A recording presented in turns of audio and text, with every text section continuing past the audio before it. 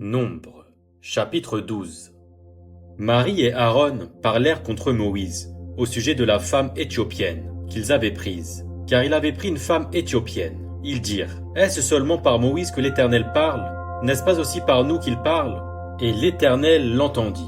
Or, Moïse était un homme fort, patient, plus qu'aucun homme sur la face de la terre. Soudain l'Éternel dit à Moïse, à Aaron et à Marie: Allez, vous trois à la tente d'assignation. Et ils y allèrent, tous les trois. L'Éternel descendit dans la colonne de nuée, et il se tint à l'entrée de la tente. Il appela Aaron et Marie, qui s'avancèrent tous les deux, et il dit: Écoutez bien mes paroles. Lorsqu'il y aura parmi vous un prophète, c'est dans une vision que moi, l'Éternel, je me révélerai à lui.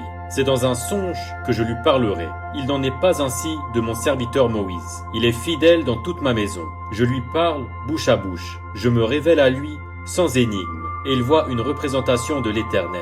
Pourquoi donc n'avez-vous pas craint de parler contre mon serviteur, contre Moïse? La colère de l'Éternel s'enflamma contre eux, et il s'en alla. La nuée se retira de dessus la tente, et voici, Marie était frappée d'une lèpre, blanche comme la neige. Aaron se tourna vers Marie, et voici, elle avait la lèpre. Alors Aaron dit à Moïse: De grâce, mon Seigneur, ne nous fais pas porter la peine du péché que nous avons commis en insensé, et dont nous nous sommes rendus coupables. Oh, qu'elle ne soit pas comme l'enfant mort-né, dont la chair est à moitié consumée quand il sort du sein de sa mère.